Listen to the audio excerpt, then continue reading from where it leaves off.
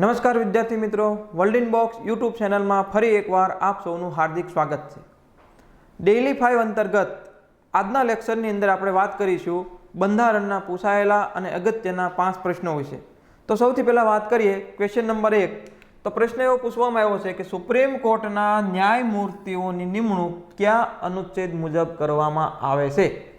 હવે આપણે એક વસ્તુ યાદ રાખશું કે સુપ્રીમ કોર્ટના જે જજ હોય એને આપણે ન્યાયમૂર્તિઓ તરીકે ઓળખીએ છીએ અને હાઈકોર્ટના જજ હોય એમને પણ આપણે ન્યાયમૂર્તિઓ તરીકે ઓળખીએ છીએ। તો સુપ્રીમ કોર્ટની સ્થાપના અને કેટલા જજ હશે એ વિશેની વાત આપણને બંધારણના આર્ટિકલ નંબર 124(1) કરવામાં આવી છે।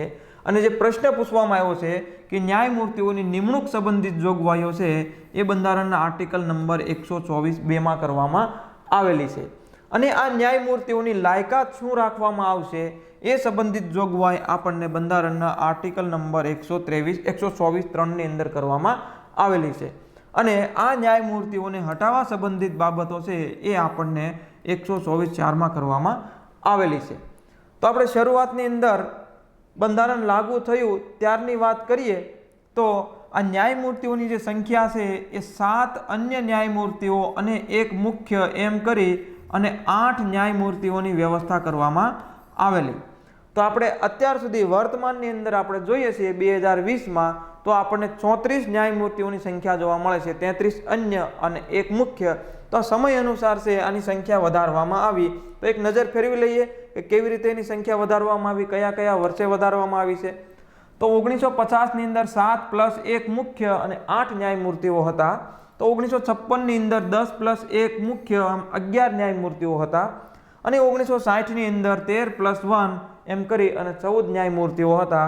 તથા 1977ની અંદર 17 અન્ય અને એક મુખ્ય એમ કરી અને 18 ન્યાયમૂર્તિઓની વ્યવસ્થા કરવામાં આવેલી। ત્યારબાદ 1986ની અંદર 25 અન્ય ન્યાયમૂર્તિઓ અને એક મુખ્ય ન્યાયમૂર્તિ મળી અને ટોટલ 26 ન્યાયમૂર્તિઓની વ્યવસ્થા કરવામાં આવેલી। ત્યારબાદ 2008ની અંદર ફરી 30 અન્ય ન્યાયમૂર્તિઓ અને એક મુખ્ય મળી અને 31 ન્યાયમૂર્તિઓની વ્યવસ્થા કરવામાં આવી। ત્યારબાદ લાસ્ટમાં 2019ની અંદર 33 અન્ય અને એક મુખ્ય એમ કરી અને 34 ન્યાયમૂર્તિઓની વ્યવસ્થા કરવામાં આવેલી। તો આ ન્યાયમૂર્તિઓની જે સંખ્યા છે અને એમનું જે ગઠન છે સુપ્રીમ કોર્ટનું એની વાત આપણને 124માં કરી, જેમાં આપણે પ્રશ્ન પૂછવામાં આવ્યો છે એનો જવાબ આપણો બનશે 124(2) ન્યાયમૂર્તિઓની નિમણૂક અને એમની લાયકાત 124(3) તથા એમને હટાવવાની બાબતો 124(4) ની અંદર કરવામાં આવેલી છે। આ હટાવવાની પ્રક્રિયા છે, એમની નિમણૂક છે, સંબંધિત જોગવાઈઓ છે એ આપણે માય ક્લાસ એપ્લિકેશનની અંદર આ સુપ્રીમ કોર્ટ અને ન્યાયતંત્રના ટોપિકના અંતર્ગત એક વ્યવસ્થિત રૂપથી આપણે ડાયાગ્રામ સાથે ભણેલા છીએ, પરંતુ અહીં જે આપણને પ્રશ્નમાં પૂછવામાં આવ્યું છે એનું આપણે એનાલિસિસ છે એના પર હાઇલાઇટ આપણે કરી છે। ત્યાર પછીનો આપણે પ્રશ્ન જોઈએ કે ભારતમાં અનુસૂચિત વિસ્તારો કુલ કેટલા રાજ્યોમાં આવેલા છે। એટલે અહીંયા આપણને બંધારણનો ભાગ નંબર 10 ખબર હોવી જોઈએ। કેટલીક વખત પ્રશ્નની અંદર ભાગ કે આર્ટિકલ આપેલો ના હોય તો પણ એમાંથી પ્રશ્ન ડાયરેક્ટલી આપણને પૂછવામાં આવતો હોય, જેમ કે અહીંયા પૂછવામાં આવ્યો છે કે ભાગ નંબર 10 સંબંધિત જોગવાઈ પૂછી છે। તો ભાગ નંબર 10 ની અંદર જે આર્ટિકલો આપવામાં આવ્યા છે એના અંદર આપણે જોઈએ તો 244(1), 244(2) અને 244(a). તો અહીંયા 244(1) નંબરનો જે આર્ટિકલ છે એમાં અનુસૂચિત વિસ્તારોનો વહીવટ આપવામાં આવેલો છે અને એના સંબંધિત શિડ્યુલ નંબર અથવા પરિશિષ્ટ નંબર 5 ની અંદર આ 10 રાજ્યો છે એનો સમાવેશ કરવામાં આવેલો છે। એટલે કે 10 રાજ્યોની અંદર અનુસૂચિત વિસ્તાર આવેલો છે, જે અહીંયા આપણને પ્રશ્નમાં પૂછવામાં આવ્યો છે કે ભારતમાં અનુસૂચિત વિસ્તારો કુલ કેટલા રાજ્યોમાં આવેલા છે। તો આપણો જવાબ શું બનશે? 10 રાજ્યોમાં આવેલા છે। પહેલા 9 રાજ્યોમાં હતા, પરંતુ આંધ્રપ્રદેશમાંથી અલગ તેલંગાણા અસ્તિત્વમાં આવ્યું એટલે ટોટલ 10 રાજ્યોની અંદર આ વિસ્તાર આવેલો છે। આર્ટિકલ નંબર 244(2) ની અંદર આદિજાતિ વિસ્તાર એટલે કે જનજાતિ વિસ્તાર વિશેની વાત કરવામાં આવી છે, જેને શિડ્યુલ નંબર 6માં જોડવામાં આવેલું છે અને એમાં 4 રાજ્યોનો સમાવેશ થાય છે। કયા કયા 4 રાજ્યો છે? તો કે અસમ, મેઘાલય, મિઝોરમ અને ત્રિપુરા। તથા આર્ટિકલ નંબર 244(a) છે એમાં આસામના કેટલાક આદિવાસી વિસ્તારો માટે સ્વાયત્ત રાજ્ય તથા વિધાનમંડળ અને મંત્રીમંડળની સ્થાપના વિશેની વાત કરવામાં આવેલી છે। તો આ રાજ્યો છે અનુસૂચિત વિસ્તાર અને અનુસૂચિત જનજાતિનો વિસ્તાર એ કયા કયા છે એના ઉપર આપણે એક નજર ફેરવી લઈએ તો કે અનુસૂચિત જાતિ વિસ્તાર જે આપણે કહીએ છીએ એમાં આપણું ગુજરાત પણ સામેલ છે. તો આ 10 રાજ્યો છે એમાં ઓડિશા, આંધ્રપ્રદેશ, છત્તીસગઢ, ગુજરાત, ઝારખંડ, હિમાચલ પ્રદેશ, મધ્યપ્રદેશ, મહારાષ્ટ્ર, રાજસ્થાન અને તેલંગાણા. જ્યારે શેડ્યુલ નંબર 6 મુજબ જે 4 રાજ્યો આવેલા છે એ આસામ, મેઘાલય, મિઝોરમ અને ત્રિપુરા, આને આપણે આદિજાતિ વિસ્તાર તરીકે ઓળખીએ છીએ. તો આ આપણને બંધારણના ભાગ નંબર 10 માંથી પૂછવામાં આવેલો પ્રશ્ન છે, તો એની આપણે બાબત જોઈ. હવે પછીનો પ્રશ્ન પૂછવામાં આવ્યો છે કે બંધારણનું ઘડતર કરનાર બંધારણ સભાની સ્થાપના ક્યારે થયેલ? તો આપણને એક તારીખ પૂછવામાં આવી છે કે આપણું જે બંધારણ બનાવ્યું છે એની સ્થાપના થઈ તો એ પર્ટિક્યુલર ઓફિશિયલ રૂપથી એની તારીખ છે 6 ડિસેમ્બર 1946. તો અહીંયા આપણો આનો જવાબ બનશે ઓપ્શન એ. પરંતુ આ બંધારણ સભા છે એમની પ્રથમ બેઠક ક્યારે મળી એવો પ્રશ્ન પૂછવામાં આવે તો આપણો જવાબ આવશે 9 ડિસેમ્બર 1946. બંધારણ સભાની સ્થાપના 6 ડિસેમ્બર 1946, એની પ્રથમ બેઠક છે એ 9 ડિસેમ્બર 1946ના રોજ કરવામાં આવેલી. હવે પ્રથમ બેઠક છે એમાં કેટલા સભ્યો હાજર હતા? આ બંધારણ સભાની અંદર કેટલા સભ્યો ચૂંટાઈને આવેલા હતા? કેટલા પુરુષો હતા? કેટલા મહિલાઓ હતા? કેટલા રાજા રજવાડાઓમાંથી આવેલા હતા? કેટલા એવા છે કે જે બ્રિટિશ પ્રાંતોમાંથી આવેલા હતા? આ વગેરે બાબત પર આપણે એક ડિસ્કશન કરવાની, એના પર ડિટેલમાં જરૂર પડે છે તો આપણને બંધારણ સભાનો ટોપિક છે એ ક્લિયરલી આપણને સમજાઈ જાય. તો એ આપણે માય ક્લાસ એપ્લિકેશનની અંદર ડિટેલમાં એની વાત કરેલી છે. તેમ છતાં આપણે એની એક ઉપરની વાત કરી દઈએ કે ભાઈ આ 6 ડિસેમ્બર 1946ના રોજ સ્થાપના તો થઈ, પરંતુ એ બંધારણ સભાના સભ્યો માટે જુલાઈ મહિનાની અંદર 1946માં ઇલેક્શન કરવામાં આવેલું. અને એ ઇલેક્શનની અંદર એ જે સભ્યો માટેની બેઠકો નિર્ધારિત પહેલાં ટોટલ કરવામાં આવી હતી 389 હતી. એટલે એવું નક્કી કરવામાં આવ્યું હતું કે 10 લાખ ઉપર એક પ્રતિનિધિ લેવામાં આવશે, કે દેશની જેટલી જનસંખ્યા છે એમાંના 10 લાખ પર એક, તો 389 સભ્ય સંખ્યા નિર્ધારિત કરી. હવે એમાં આપણા દેશની અંદર તે સમયે દેશી રજવાડાઓ પણ હતા. તો રજવાડાઓના પ્રતિનિધિ છે એ 93 લેવામાં આવેલા. અને બ્રિટિશ ચીફ કમિશનરના જે પ્રાંતો હતા ત્યાંથી 4 પ્રતિનિધિઓ લેવામાં આવેલા. અને એ ઉપરાંત અલગ અલગ રાજનૈતિક પાર્ટીઓ હતી એમનું ઇલેક્શન કરવામાં આવેલું. તો એ અલગ અલગ રાજનૈતિક પાર્ટીઓમાંથી ઇન્ડિયન નેશનલ કોંગ્રેસ, જેમને 208 બેઠકો મળી હતી, મુસ્લિમ લીગ છે એમને 73 એટલે કે 73 બેઠકો મળી હતી, અને અન્ય જે પાર્ટીઓ હતી અધર્સ પાર્ટી એમને 11 બેઠકો મળેલી. તો આમ બંધારણ સભાની અંદર કુલ 389 સભ્યો છે એ નિર્ધારિત થયેલા. આના અંદર 15 મહિલાઓનો સમાવેશ કરવામાં આવે છે. બંધારણ સભાના પ્રથમ અધ્યક્ષ આપણે રાજેન્દ્ર પ્રસાદને ઓળખીએ છીએ, પરંતુ પ્રથમ બેઠકની જે અધ્યક્ષતા કરી હતી એ વ્યક્તિ હતા બંધારણ સભાના સૌથી વરિષ્ઠ સભ્ય એવા ડોક્ટર સચ્ચિદાનંદ સિન્હા. તો બંધારણ સભાના પ્રથમ બેઠકના અધ્યક્ષ, કાયમી અધ્યક્ષ રાજેન્દ્ર પ્રસાદ, પ્રથમ બેઠકના અધ્યક્ષ ડોક્ટર સચ્ચિદાનંદ સિન્હા. અને પ્રથમ બેઠકની અંદર જે પ્રથમ વખત એડ્રેસ કર્યું અથવા જે બોલ્યા હોય એવા વ્યક્તિ હતા તો એ જે.બી. કૃપલાની હતા. તો આ વસ્તુ પણ આપણે એક યાદ રાખવાની રહેશે. 9 ડિસેમ્બર 1946ના રોજ પ્રથમ બેઠક મળી અને આ બંધારણ સભાની સ્થાપના છે એ 6 ડિસેમ્બર 1946ના રોજ કરવામાં આવેલી. ત્યાર પછીનો પ્રશ્ન જોઈએ. ઉપરાજ્યપાલને વટહુકમ બહાર પાડવાની સત્તા બંધારણના કયા અનુચ્છેદમાં આપવામાં આવેલી છે? તો આનો રાઈટ આન્સર આવશે આર્ટિકલ નંબર 239B. આ પ્રશ્ન આપણને પૂછવામાં આવ્યો છે બંધારણના ભાગ નંબર 8 માંથી. અને બંધારણના ભાગ નંબર 8ની અંદર 239 થી એટલે કે 239 ટુ 242 242 સુધી જોગવાઈ કરવામાં આવેલી છે.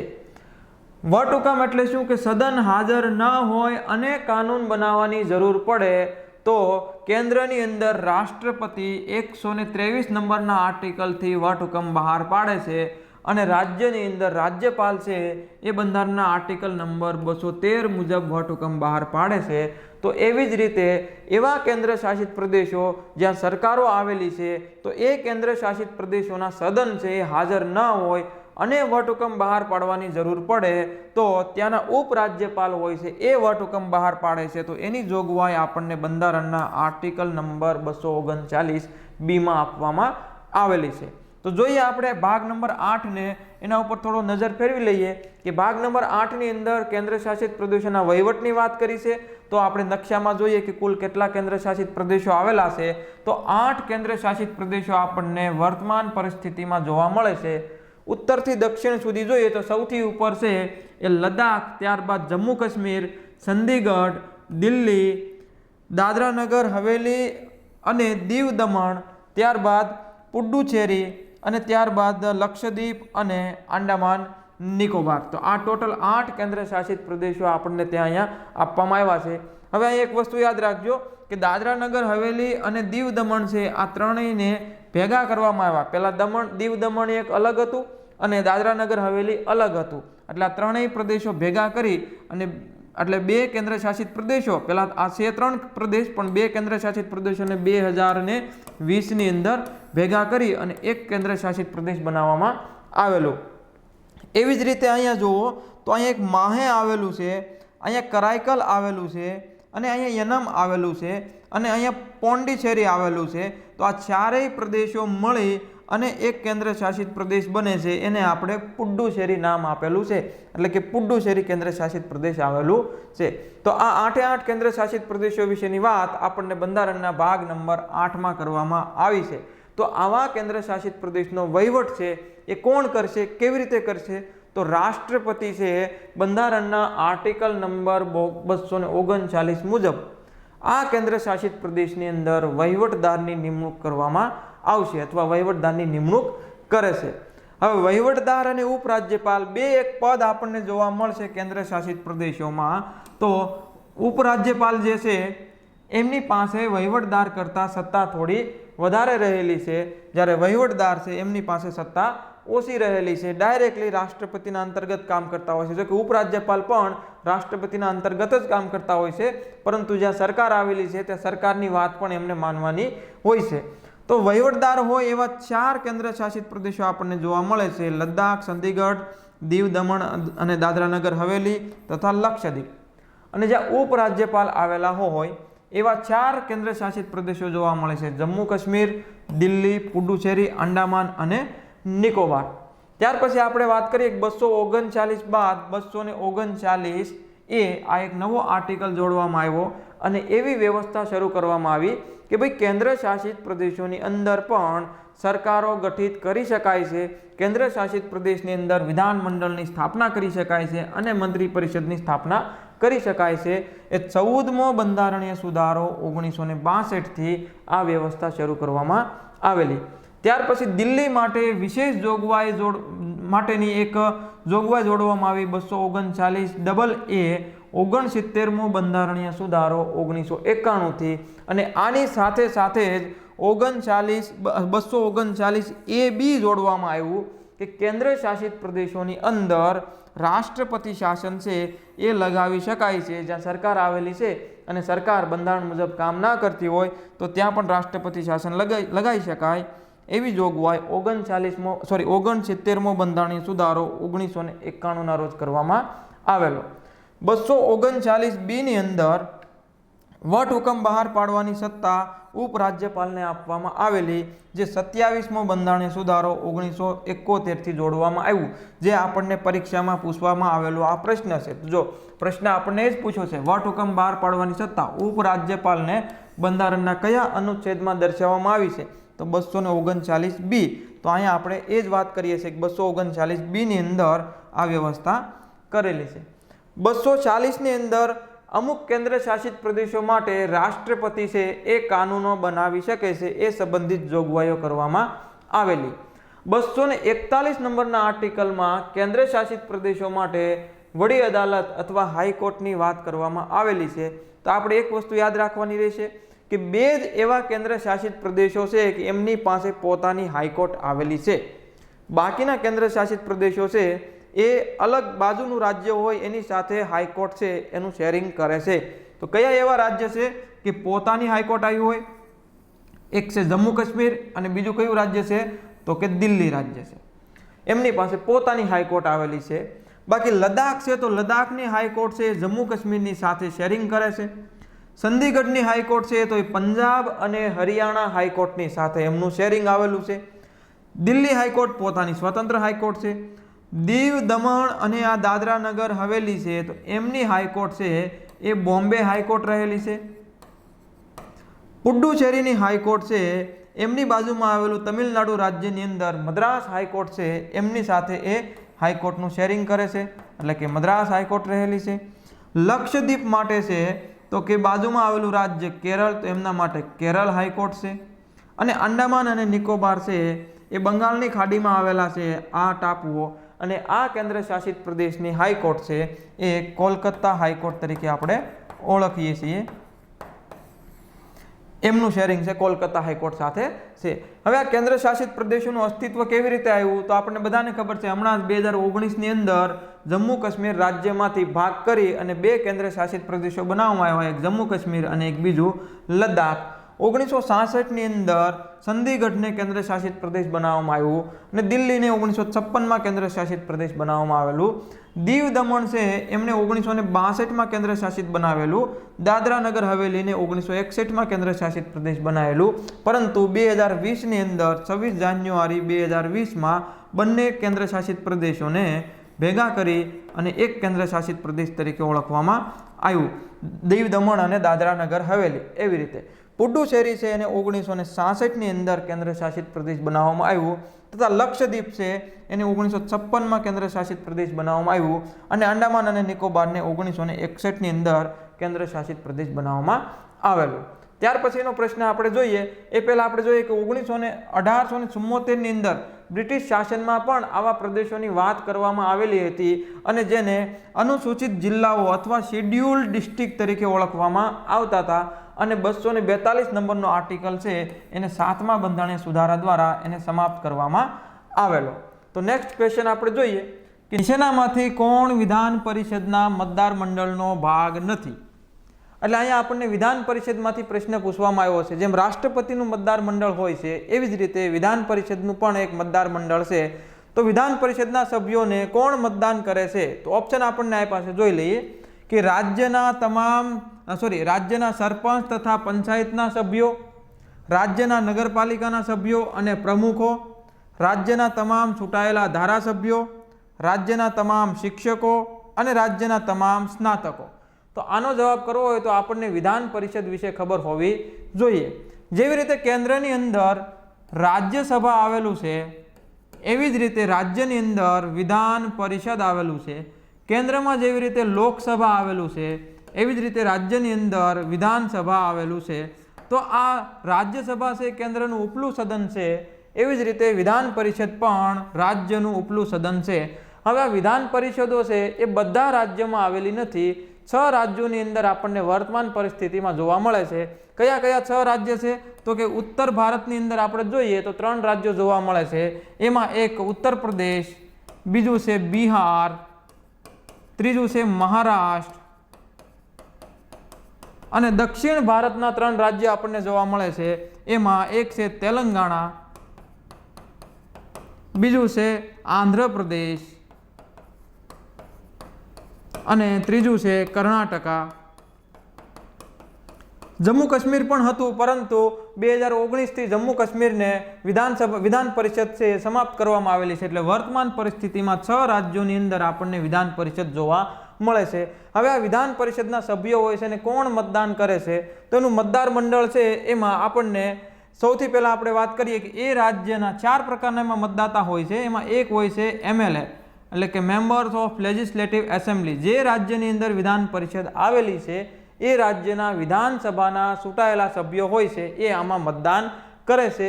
બીજું કોણ હોય છે તો કે એ રાજ્યની અંદર પંચાયતી રાજ ઇન્સ્ટિટ્યૂટ, એટલે કે પંચાયતી રાજના તમામ સભ્યો, પછી પંચાયતો હોય, નગરપાલિકા હોય, મહાનગરપાલિકા હોય, તાલુકા પંચાયત, જિલ્લા પંચાયત, બધાના તમામ સભ્યો, પ્રમુખો, સરપંચ બધા લોકો એમાં મતદાન કરે છે.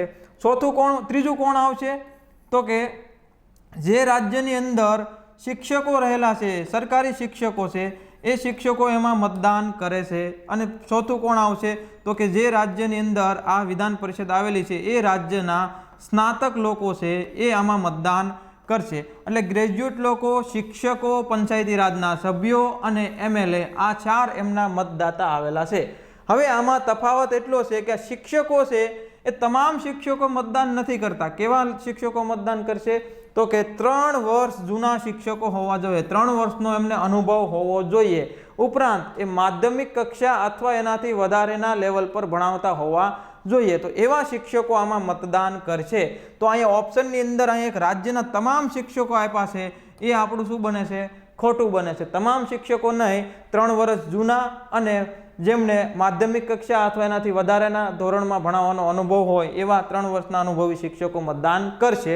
એટલે આપણો 4 નંબરનું ઓપ્શન છે ખોટું પડે છે।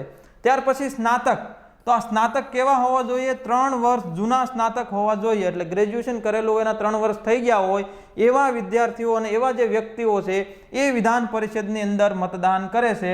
તો અહીંયા આપણને ઓપ્શનમાં આપવામાં આવ્યું છે રાજ્યના તમામ સ્નાતકો। એટલે આ પણ શું થઈ ગયું? આપણું ઓપ્શન ખોટું થઈ ગયું। અને આપણને પરીક્ષામાં શું પૂછવામાં આવેલું છે? કોણ એનો ભાગ નથી? તો આ 4 અને 5 એ એનો ભાગ નથી।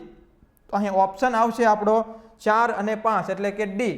અને જો એવું પૂછવામાં આવે કોણ એનો ભાગ છે તો ઓપ્શનમાંથી આપણને 1, 2 અને 3 જો રાજ્યના સરપંચ તથા સભ્યો જે આ PRIના અંતર્ગત આવે છે, રાજ્યના નગરપાલિકાના સભ્યો તથા પ્રમુખો જે આ PRIના અંતર્ગત આવે છે એટલે કે પંચાયતી રાજ સંસ્થાના અંતર્ગત આવે છે, અને રાજ્યના તમામ ચૂંટાયેલા ધારાસભ્યો જે આપણે અહીંયા જોયું એમાં MLAના અંતર્ગત આવે છે।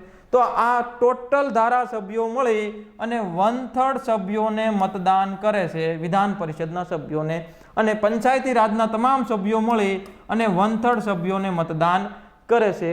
શિક્ષકો છે એ 1/12 સભ્યોને મતદાન કરે છે, અને સ્નાતકો છે એ પણ 1/12 સભ્યોને મતદાન કરે છે। તો બાકી રહ્યું 1/6। તો આ 1/6 છે ક્યાંથી આવશે તો કે એને રાજ્યપાલ છે નિમણૂક કરે છે। જેમ રાષ્ટ્રપતિ રાજ્યસભાની અંદર 4 સભ્યોની નિમણૂક કરે છે, 4 ફિલ્ડમાંથી સભ્યોની નિમણૂક કરે છે, કલા, સાહિત્ય, વિજ્ઞાન અને સમાજ સેવા, એવી રીતે રાજ્યની અંદર વિધાન પરિષદની અંદર રાજ્યપાલ 5 ફિલ્ડમાંથી 1/6 સભ્યોની નિમણૂક કરે છે। એ કયા 5 ફિલ્ડ છે તો કે કલા, સાહિત્ય, વિજ્ઞાન અને સમાજ સેવા તો છે જ, ઉપરાંત સાથે સાથે એની સહકારિતા એટલે કે સહકારી મંડળીઓમાંથી પણ એમાં નિમણૂક કરી શકે છે। તો આવી રીતે વિધાન પરિષદના સભ્યો છે એમની ચૂંટણી કરવા માટેનું આ એક મતદાર મંડળ તૈયાર થાય છે, અને 1/6 લોકો છે એમની ચૂંટણી કરવામાં આવતી નથી, એમને રાજ્યપાલ છે એ નિમણૂક આપે છે। તો આપણને કોણ મતદાર મંડળનો ભાગ નથી એવું પૂછ્યું તો આ 2 ઓપ્શન આવશે, એટલે આપણો આન્સર બનશે ડી 4 અને 5।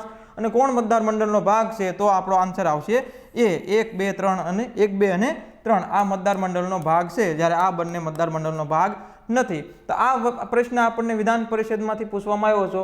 તો આપણે એક ડાયાગ્રામ જોઈ લઈએ કે આ ડાયાગ્રામની અંદર એક બાજુ આપણને આપવામાં આવ્યું છે પૂર્વ ભૂમિકા, વિધાન પરિષદની બેઠકોનું વિતરણ, ચૂંટણીઓ અને પદાધિકારીઓ તથા એમના કાર્યો અને એમની એક નોંધ છે। તો અહીંયા આપણને જે પ્રશ્ન પૂછવામાં આવ્યો છે એ ફિલ્ડમાંથી આપણે જોઈએ તો પ્રશ્ન અહીંથી પૂછવામાં આવ્યો છે ચૂંટણીવાળા વિભાગમાંથી 171ના આર્ટિકલથી આ એનું મતદાર મંડળ છે એ બનીને તૈયાર થાય છે। એમાં 1/6 નિમણૂકવાળા અને બાકીના સભ્યો છે 1/3 બાય સ્થાનીય સંસ્થાઓ, 1/3 બાય MLA, 1/12 બાય ગ્રેજ્યુએટ 3 વર્ષ જૂના, 1/12 બાય ટીચર અથવા પ્રોફેસર જે 3 વર્ષ જૂના હોય તે, એટલે કે માધ્યમિક કક્ષા અથવા એનાથી ઉપરના ભણાવતા હોય એવા।